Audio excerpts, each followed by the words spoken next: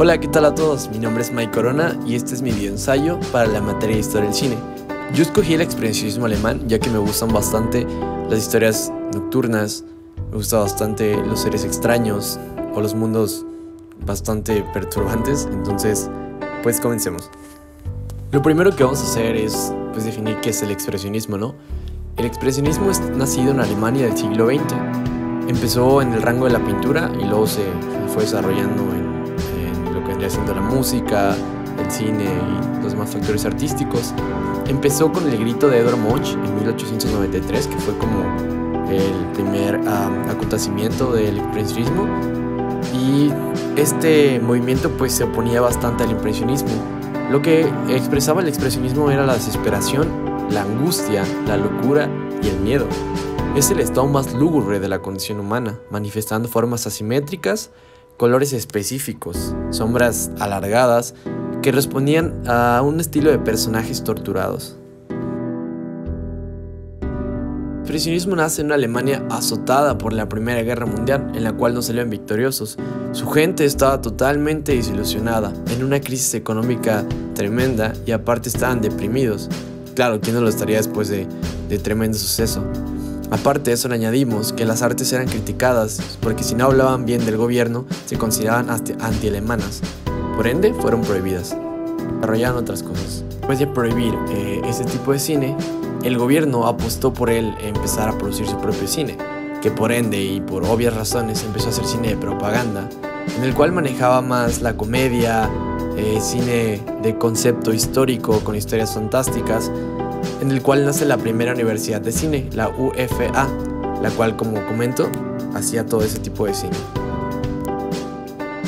De esta universidad destacara Edward Lewis, el cual, por sus éxitos, emigró a Hollywood después de algunos años de producir cine en Alemania.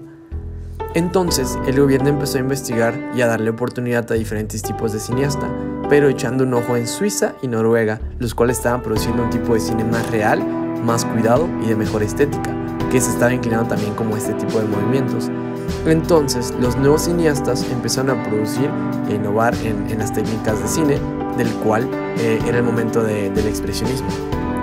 Pero realmente a quien le vemos la expresión del expresionismo a nivel cinematográfico sería el señor Robert Wind.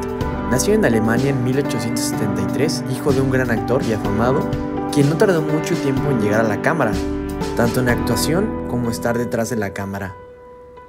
Llegó a tener tal importancia que el director Erich Pomm le encargaría lo que sería su obra maestra, o lo que se considera como una obra maestra en el expresionismo, el cual sería El gabinete del Dr. Caligari. En este momento estamos viendo imágenes del gabinete del Dr. Caligari, la cual está inspirada de un crimen sucedido en Hamburgo durante la época de los 1800. Aparte de eso, lo que realmente nos quiere retratar esta película, aparte del expresionismo, el horror y los personajes que ya había comentado que suelen ser torturados o de un carácter siniestro, realmente es la crítica política de lo que se sucedía en ese momento, el abuso policial, la falta de investigación y muchos más factores que podríamos ver en este film. Después de tales éxitos en el expresionismo, nuestros autores del expresionismo, la mayoría se mudó a Hollywood para los años 30, para evitar también otro de los horrores que vendría siendo la Segunda Guerra Mundial. Pero ahí no muere realmente el expresionismo, sino lo que pasa es que se muda de compañía.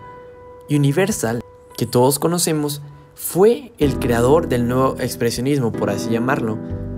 Más que nada se cambió, digamos que cambió de género y se convirtió en las películas de terror, entregando títulos increíbles como lo que vendría siendo Drácula, que su antecesor sería la de Nosferatu, que también nace en el expresionismo alemán, en Alemania sobre todo.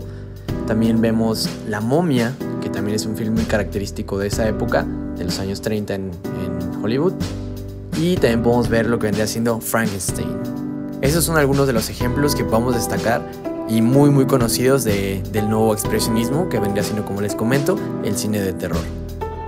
Para concluir este tema, entonces entendemos que el expresionismo alemán es totalmente necesario, o fue totalmente necesario, para lo que vendría siendo el nuevo cine que disfrutamos bastante, que sería el cine de horror, el cine de terror, algunas personas que disfrutan los film gores y todos esos estilos de cine que tienen que ver como hacia lo oscuro, lo tenebroso, un poco lo sangriento. Entonces le debemos totalmente todo eso al cine de expresionismo alemán. Muchas gracias por el video.